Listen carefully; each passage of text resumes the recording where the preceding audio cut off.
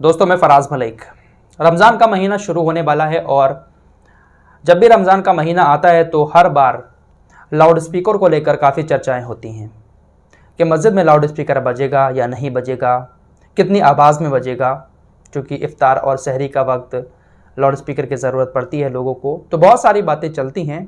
इन्हीं सारी बातों को लेकर उत्तर प्रदेश के अल्पसंख्यक आयोग के चेयरमैन अशरफ सैफ़ी ने शासन को एक लेटर लिखा है। क्या कुछ कहा है इस लेटर में लाउड स्पीकर के बारे में, ध्यान से सुनिएगा और आपको आगे क्या करना है रमज़ान के महीने में, आप सभी लोग ध्यान से सुने और इसको फॉलो भी करें। उत्तर प्रदेश सरकार का जो अल्पसंख्यक आयोग है उसके चेयरमैन हैं अशरफ सैफ़ी। इन्होंने प्रदेश के शासन को एक चिट्ठी लिखी। इसमें कहा कि कई सारी जगहों से ऐसी खबरें आ रही हैं कि मस्जिदों पर जो लाउड स्पीकर लगे हुए हैं वो कोर्ट के आदेश से तय किए हुए डेसिबल के हिसाब से ही बज रहे हैं, लेकिन इसके बावजूद भी उनको रमज़ान से पहले उतरवाया जा रहा है। उन्होंने शासन को चिट्ठी लिखते हुए कहा कि जो गाइडलाइन फॉलो कर रहे हैं मस्जिद से उन लाउड स्पीकर को ना उतारा जाए। आप सभी लोग जानते ही हैं कि उत्तर प्रदेश के अंदर धार्मिक स्थलों पर लाउड स्पीकर की गाइडलाइन बना दी गई है। सारे धार्मिक स्थलों से लाउड स्पीकर उतार दिए गए हैं। सिर्फ आवाज़ धार्मिक स्थल में ही रहेगी। 40 से 55 डेसिबल तक इजाज़त दी गई है। शाम 10 बजे से सुबह 6 बजे तक लाउड स्पीकर का इस्तेमाल नहीं किया जाएगा। तो इन सारी गाइडलाइन का पालन आप सभी को करना चाहिए। और मैं तमाम मस्जिद के ज़िम्मेदारान से कहना चाहूँगा कि अगर आपकी मस्जिद पर लाउड स्पीकर लगा हुआ है तो नियमों का पालन करें। और मुझे उम्मीद है कि मस्जिद पर जो लाउड स्पीकर बज रहा है वो प्रशासन की इजाज़त से ही बजता होगा।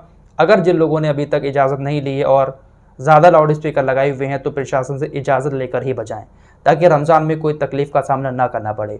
बाकायदा अल्पसंख्यक आयोग आपकी सिफारिश में प्रदेश शासन को पत्र लिख चुका है। पत्र में और भी बातें लिखी अशरफ सैफ़ी साहब ने। अल्पसंख्यक आयोग के चेयरमैन ने पत्र में यह भी लिखा कि जब रोज़ा इफ्तार का वक्त हो उस वक्त बिजली की कटौती ना की जाए। साथ ही साथ मस्जिद के आसपास खंभों पर जो स्ट्रीट लाइट लगी होती हैं उनको भी ठीक किया जाए। किसी तरह की कोई परेशानी नमाजियों को मस्जिद में रात के वक्त में आने जाने में ना हो।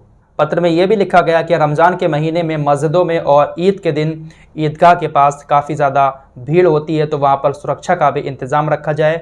शहरी और ग्रामीण इलाकों में मस्जिद के आसपास सफाई का भी इंतज़ाम रखा जाए। तो प्रदेश शासन को बाकायदा अल्पसंख्यक आयोग ने मुसलमानों की सिफारिश में ये चिट्ठी लिखी है। अल्पसंख्यक आयोग भी उत्तर प्रदेश सरकार के ही अंडर में आता है। तो जो पूरा शासन है उत्तर प्रदेश का, अलग अलग सेक्टर में सभी को पत्र में लिखा गया है कि किसी तरह की कोई परेशानी मुसलमानों को रमज़ान में ना हो। अब लाउड स्पीकर की बात चली है तो कर्नाटक के उन विधायक का भी एक और बयान आप लोगों को बता देता हूँ। ईश्वरप्पा इनका नाम है। इनके बारे में मैंने अभी 2 दिन पहले ही बताया था।